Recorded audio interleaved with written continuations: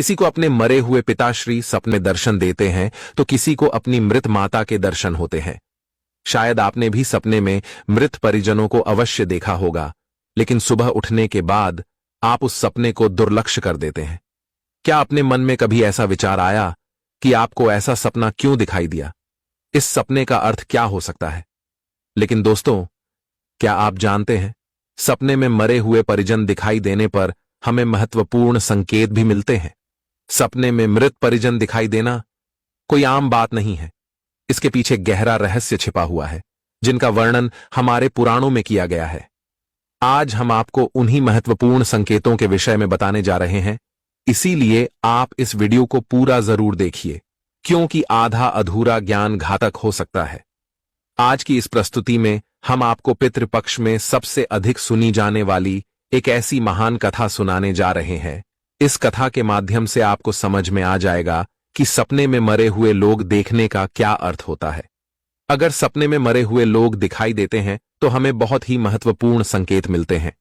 दोस्तों, कथा को शुरू करने से पहले आप सभी से रिक्वेस्ट है कि आप इस वीडियो को लाइक जरूर करें और कमेंट में जय श्री कृष्ण अवश्य लिखें। तो चलिए आपको सुनाते हैं वह प्राचीन महान कथा। इस कथा को सुनने मात्र से ही पितरों की कृपा प्राप्त होती है। आइए सुनते हैं वह कथा। दोस्तों, एक बार देवर्षि नारद यमराज से मिलने के लिए यमलोक जाते हैं। यमराज देवर्षि नारद का बड़े प्रेम से आदर एवं सत्कार करते हैं और उन्हें प्रणाम करते हुए पूछने लगते हैं, हे देवर्षि, यमपुरी में आपका स्वागत है। आपके दर्शन से आज मैं धन्य हुआ और आपके चरण पड़ने से यमपुरी की शोभा बढ़ गई है। इस प्रकार से यमराज के द्वारा स्वागत किए जाने पर देवर्षि नारद प्रसन्न होते हैं और यमराज को भी प्रणाम करते हैं और कहते हैं, हे मृत्यु के देवता यमराज, आपको भी मेरा प्रणाम है। आपके आदर सत्कार से हम अत्यंत प्रसन्न हुए। फिर यमराज नारद जी से कहते हैं, हे देवर्षि, आज आपका यमलोक में आने का क्या प्रयोजन है? अवश्य ही कोई महत्वपूर्ण कार्य अथवा कोई महत्वपूर्ण समाचार लेकर आप आए होंगे, या फिर हमसे कोई भूल तो नहीं हुई है? कृपया बताइए, मैं आपकी क्या सेवा कर सकता हूं? तब देवर्षि नारद कहते हैं, हे धर्मराज, आप तो मृत्यु के तथा न्याय के देवता हैं। आप तीनों लोकों के सभी जीवित और मृत प्राणियों का लेखा जोखा रखते हैं। आपको समस्त चराचरों के भूत और भविष्य का भी ज्ञान है। इसीलिए मैं आपके पास कुछ शंका लेकर आया हूं, जिसे दूर करने की कृपा करे। फिर यमराज कहते हैं, हे देवर्षि, आप सत्य कहते हो। हम तीनों लोकों में निवास करने वाले सभी जीवित और मृत प्राणियों का लेखा जोखा अवश्य रखते हैं, किंतु आपके मन की बात जानना हमारे बस का नहीं है। आप तो तीनों लोकों की खबर रखते हैं। आप भगवान विष्णु के सबसे प्रिय भक्त हैं। आप समस्त शास्त्रों का भी ज्ञान रखते हैं, किंतु अगर आप मुझसे कुछ जानना चाहते हैं तो मैं अवश्य ही आपकी सहायता करूंगा। हे देवर्षि, आपकी जो भी शंका और प्रश्न है आप निसंकोच पूछ सकते हैं। मैं अपने सामर्थ्य के अनुसार उनका जवाब देने का प्रयास अवश्य ही करूंगा। देवर्षि नारद कहते हैं, हे यमराज, मैं पृथ्वी लोक का भ्रमण करके आया हूं।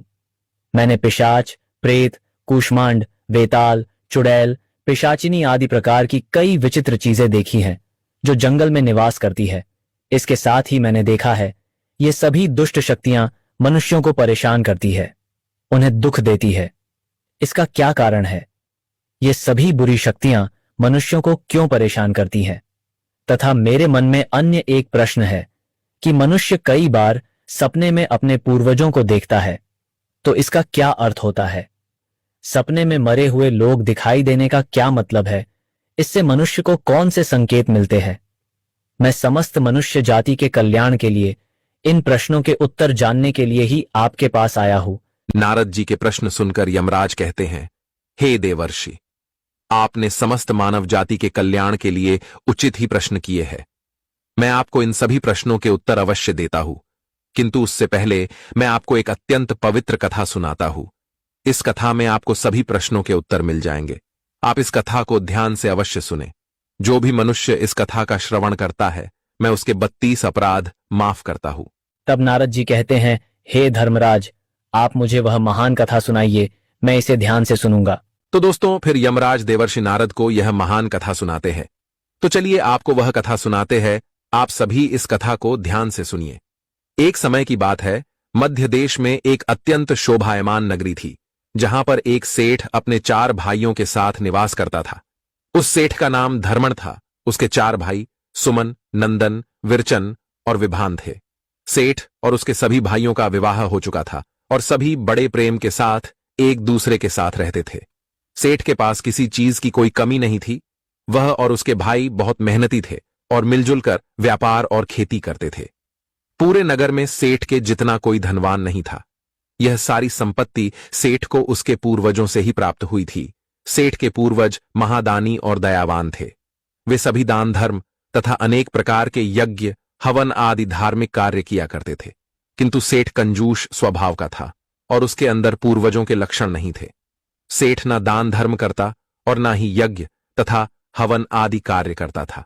सेठ ने धन तो बहुत इकट्ठा किया था, किंतु उसने कभी अपने धन का सदुपयोग नहीं किया। उसने कभी किसी को फूटी कौड़ी भी दान में नहीं दी और ना ही उसने कभी दूसरों को भोजन कराया। सेठ के पूर्वज तो मंदिरों में भंडारा दिया करते थे, गरीबों को वस्त्र तथा अन्न का दान किया करते थे, लेकिन सेठ ने अपने पूर्वजों का कभी अनुसरण नहीं किया। वह हमेशा ही धन कमाने में और धन का संचय करने में लगा रहता था, जिससे उसके पास बहुत सारी धन संपत्ति तो हो गई, लेकिन उसके पूर्वज उससे बहुत दुखी और नाराज हो गए।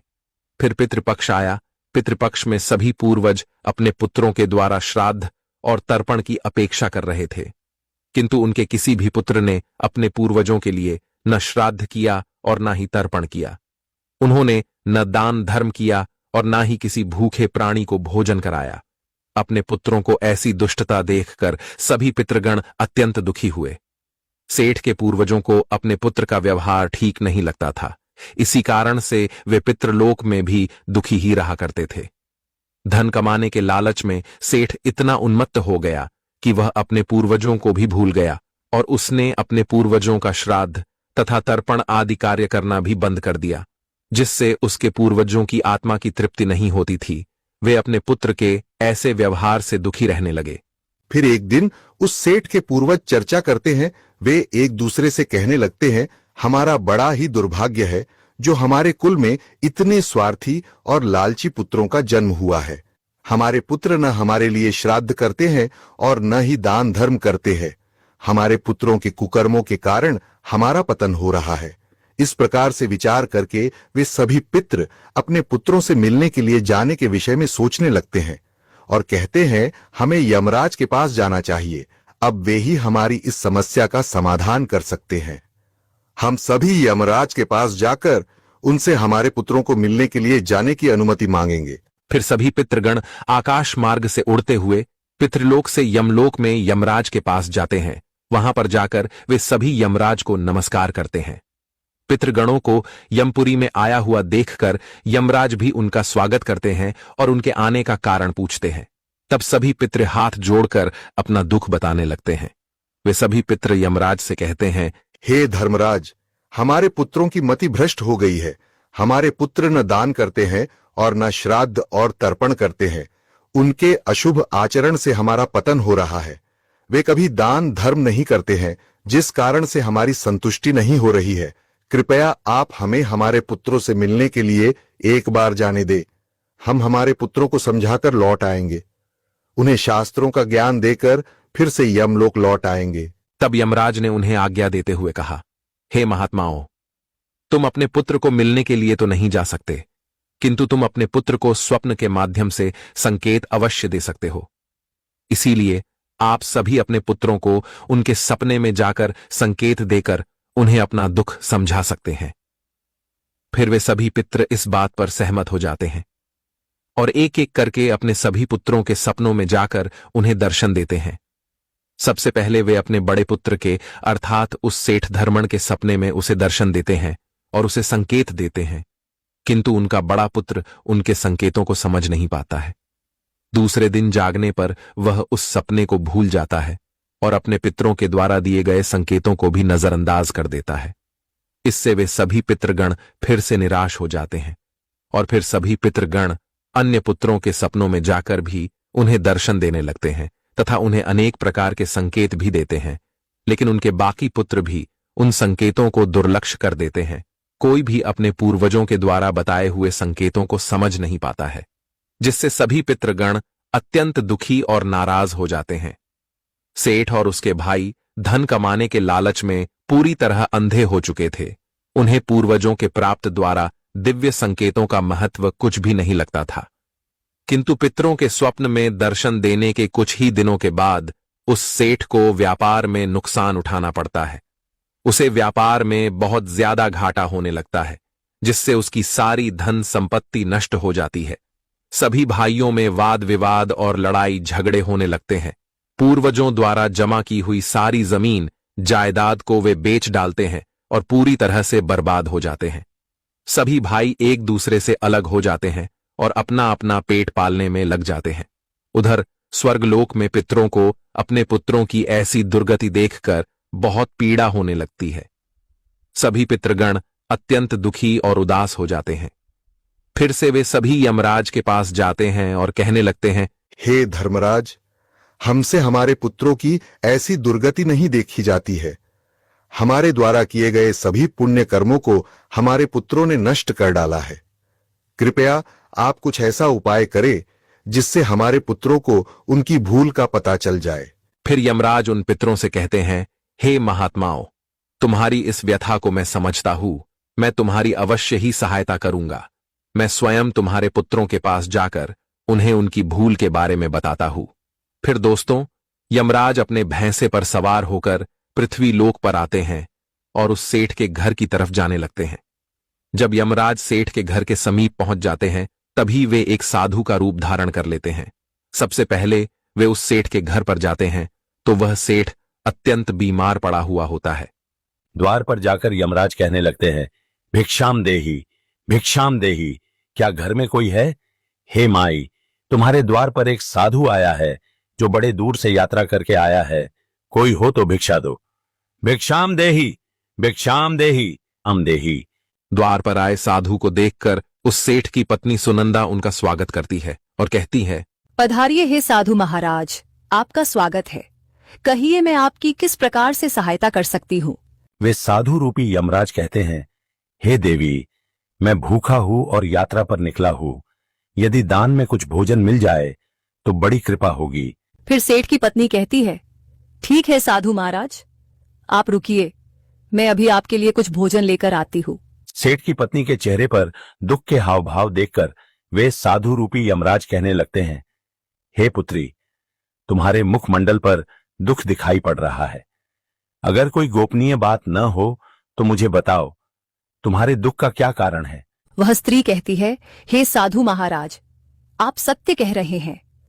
पहले हम बहुत धनवान और समृद्ध थे।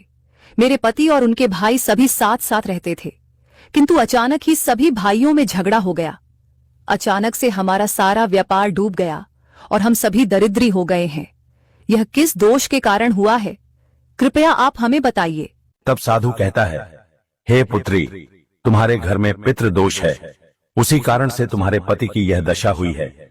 तुम्हारे पति के कर्मों के कारण उसके पूर्वज रुष्ट हुए हैं। साधु की बात सुनकर वह सेठ वहां पर आता है और साधु से पूछने लगता है, हे साधु महाराज, कृपया मुझे बताइए, मैंने ऐसा कौन सा पाप किया है जो मेरा सब कुछ बर्बाद हो गया? मेरे भाई भी मुझे छोड़कर चले गए और मैं बीमार पड़ गया।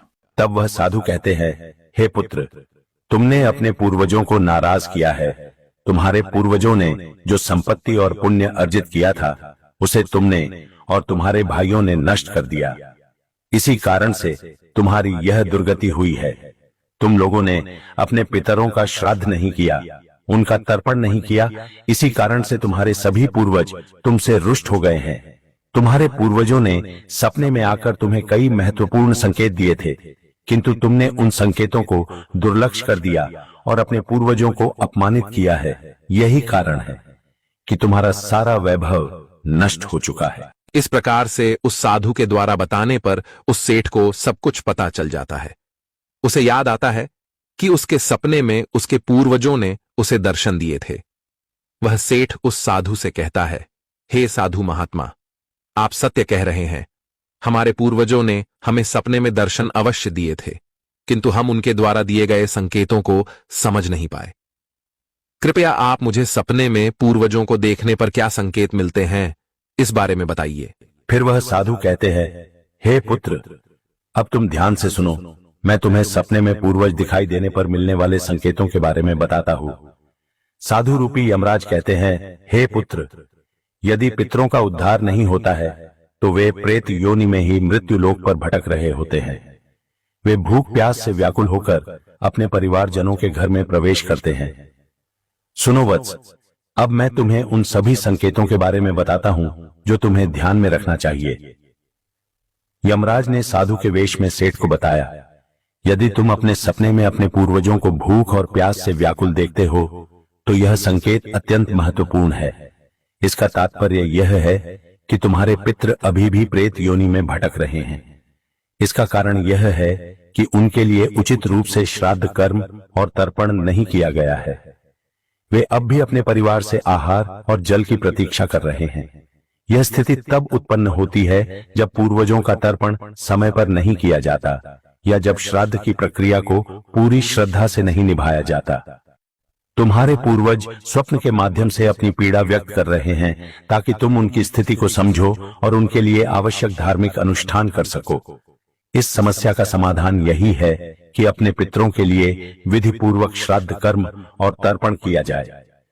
सेठ को और स्पष्ट करते हुए यमराज बोले, अगर तुम्हें अपने सपने में मृत पूर्वज जंजीरों में बंधे हुए दिखाई देते हैं तो यह अत्यंत चिंता का विषय है। यह संकेत इस बात का प्रतीक है कि तुम्हारे पितृ किसी बंधन में हैं और उन्हें मुक्ति नहीं मिल पाई है। यह स्थिति तब उत्पन्न होती है जब उनके श्राद्ध या तर्पण समय पर नहीं किए जाते या उनके लिए आवश्यक धार्मिक कृत्य अधूरे रहते हैं। यह दर्शाता है कि पितरों की मुक्ति में बाधाएं उत्पन्न हो रही हैं। इस समस्या का समाधान भी यही है कि तुम दान, श्राद्ध और तर्पण का आयोजन करो ताकि पितरों की आत्मा को शांति मिल सके और वे अपने बंधनों से मुक्त हो सकें। यमराज ने गंभीरता से कहा, अगर तुम्हारे पूर्वज सपने में मैले और फटे पुराने वस्त्र पहने हुए दिखाई दें तो यह अत्यंत अशुभ संकेत है। यह इस बात का प्रतीक है कि तुम्हारे पितृ अत्यधिक दुखी और पीड़ित हैं। वे प्रेत योनि में भटक रहे हैं और उनकी आत्मा को शांति प्राप्त नहीं हो पा रही है। यह तब होता है जब उनके लिए श्राद्ध कर्म, तर्पण और पिंडदान नहीं किया जाता। इसलिए जब भी इस प्रकार का सपना आए, अपने पूर्वजों की आत्मा की शांति के लिए तुरंत पिंडदान और तर्पण करना अनिवार्य होता है। सेठ से बात करते हुए यमराज ने समझाया, अगर तुम्हारे पूर्वज सपने में तुमसे कुछ मांगते हुए दिखाई दें तो यह इस बात का संकेत है कि उनकी कोई अधूरी इच्छा बाकी रह गई है। उनके जीवन काल की कोई अभिलाषा अधूरी रह गई थी जो उन्हें मुक्ति प्राप्त करने में बाधा डाल रही है। ऐसे सपनों में यह देखना महत्वपूर्ण है कि वे किस प्रकार की वस्तु की मांग कर रहे हैं। तुम्हें उस वस्तु या उसकी समरूप चीज का दान करना चाहिए ताकि उनके अधूरे कार्य पूर्ण हो सकें और उनकी आत्मा को शांति प्राप्त हो सके।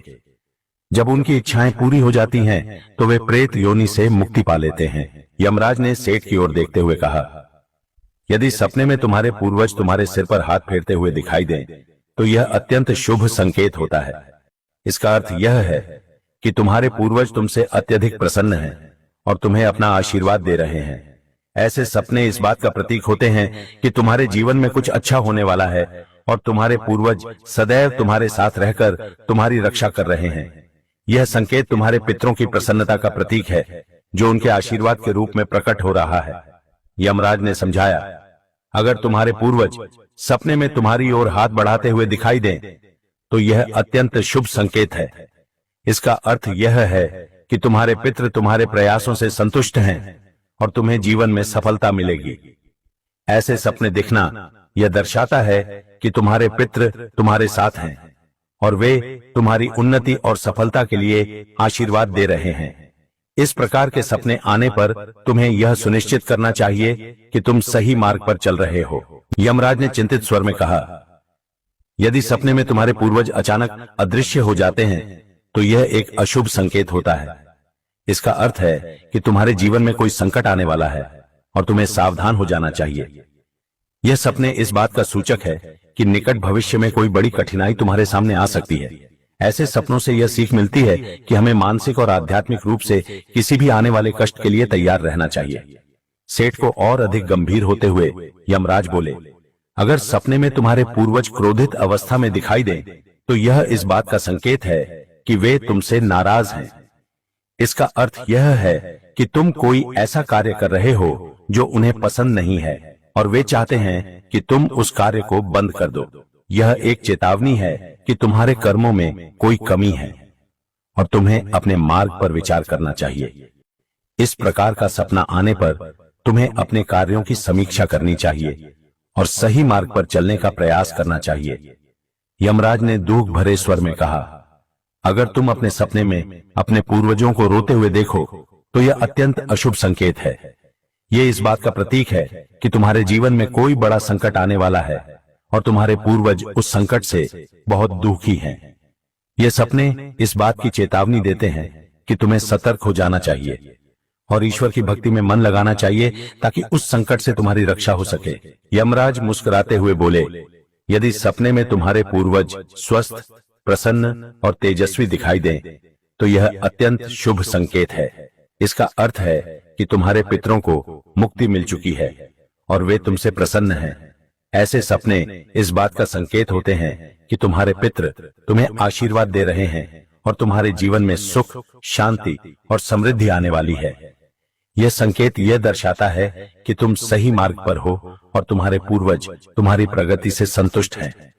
यमराज ने चेतावनी भरे स्वर में कहा, अगर पितृपक्ष के दौरान तुम्हें सपने में घोड़ा, हाथी, बैल या कोई विकृत मनुष्य दिखाई दे, तो यह इस बात का संकेत है कि तुम्हारे पितरों की मुक्ति नहीं हुई है और वे अब भी प्रेत योनि में भटक रहे हैं। यह इस बात का भी संकेत है कि वे तुमसे अत्यंत दुखी हैं। ऐसे संकेत मिलने पर तुम्हें तुरंत पितरों की संतुष्टि के लिए दान और श्राद्ध करना चाहिए ताकि उनकी आत्मा को शांति मिल सके। अंत में यमराज बोले, यदि तुम्हें सपने में कोई जानवर जैसे कुत्ता, बैल, गाय या अन्य पशु मनुष्य की तरह बात करते हुए दिखाई दें, तो यह अत्यंत विचलित करने वाला संकेत है। इसका अर्थ यह है कि तुम्हारे पितरों की आत्मा को शांति नहीं मिल रही है। यह इस बात का संकेत है कि तुमने उनके लिए आवश्यक धार्मिक कृत्य अधूरे छोड़े हैं। इस स्थिति में तुम्हें तर्पण, पिंडदान या अन्य धार्मिक अनुष्ठान करके अपने पितरों की आत्मा की शांति के लिए प्रार्थना करनी चाहिए। तब वह साधु कहता है, हे पुत्र, यदि तुम्हें भी इस प्रकार के सपने दिखाई पड़े हैं, तो तुम्हें अपने पूर्वजों को प्रसन्न करने के लिए दान, धर्म, तर्पण, श्राद्ध आदि कर्म करने चाहिए, जिससे तुम्हारे सभी कष्ट दूर होंगे। उस साधु की बात सुनकर उस सेठ को अपनी गलती का एहसास हो जाता है और वह तुरंत ही अपने भाइयों के पास जाता है और उन्हें साधु के द्वारा बताई हुई बात बता देता है। फिर सभी भाइयों को समझ में आ जाता है कि उनके पूर्वज उन्हें सपने में आकर संकेत दे रहे थे। फिर वे सभी भाई मिलकर नदी के तट पर जाते हैं और अपने पूर्वजों के लिए श्राद्ध, तर्पण, दान, धर्म आदि कार्य करते हैं और अपने पितरों को संतुष्ट करते हैं। फिर एक दिन उनके पूर्वज उनके सपने में आकर उन्हें दर्शन देते हैं और उन्हें नाना प्रकार के संकेत देते हैं। वे सभी संकेत शुभ होते हैं। अपने पितरों के द्वारा शुभ संकेत प्राप्त होने पर उन सभी भाइयों का जीवन खुशियों से भर जाता है। उनके सभी रोग और दोष समाप्त होते हैं। वे फिर एकजुट होकर रहने लगते हैं और खूब तरक्की करते हैं। यमराज नारद जी से कहते हैं, हे देवर्षि, जब मनुष्य के पूर्वज संतुष्ट हो जाते हैं तब मनुष्यों को अनेक प्रकार के संकेत प्राप्त होते हैं। अब मैं तुम्हें उन शुभ संकेतों के विषय में बताता हूं। यदि सपने में मृत परिजन सिर पर हाथ फिराते हुए दिखाई देते हैं, इस सपने का अर्थ यह है कि वे बहुत अधिक प्रसन्न हैं। पूर्वज यह संकेत दे रहे हैं कि उस मनुष्य के जीवन में कुछ बहुत ही अच्छा होने वाला है। यदि पूर्वज मनुष्य की ओर हाथ बढ़ाते हुए दिखाई देते हैं, तो पूर्वज यह संकेत दे रहे हैं कि मनुष्य जो भी काम कर रहे हैं उससे वे संतुष्ट हैं और उसे उस कार्य में अवश्य ही सफलता प्राप्त होगी। यदि सपने में पूर्वज स्वस्थ दिखाई देते हैं, उनके मुखमंडल पर तेज दिखाई देता है और उनके वस्त्र चमकीले और सफेद रंग के होते हैं, तो उन पितरों को मुक्ति मिल चुकी है, ऐसा समझना चाहिए। अगर सपने में पूर्वज दूर आकाश में बादलों पर बैठे हुए दिखाई देते हैं, तो यह शुभ संकेत है। मनुष्य के पूर्वज अत्यंत प्रसन्न है और उसे आशीर्वाद दे रहे हैं। इस प्रकार से उन सभी भाइयों को पूर्वजों के द्वारा शुभ संकेत प्राप्त होते हैं और उनका खोया हुआ सारा धन और संपत्ति उन्हें वापस मिल जाते हैं और सभी भाई मिलजुल कर एक साथ रहने लगते हैं और सुखपूर्वक 100 वर्षों तक जीवन व्यतीत करके दिव्य विमानों में बैठकर पितृलोक चले जाते हैं। तो दोस्तों, इस प्रकार से यमराज ने देवर्षि नारद को पितरों के द्वारा मिलने वाले संकेत बताए हैं। आपको यह कथा कैसी लगी कमेंट करके जरूर बताएं। जानकारी अच्छी लगी तो वीडियो को लाइक करें और कमेंट में जय श्री कृष्ण जरूर लिखें।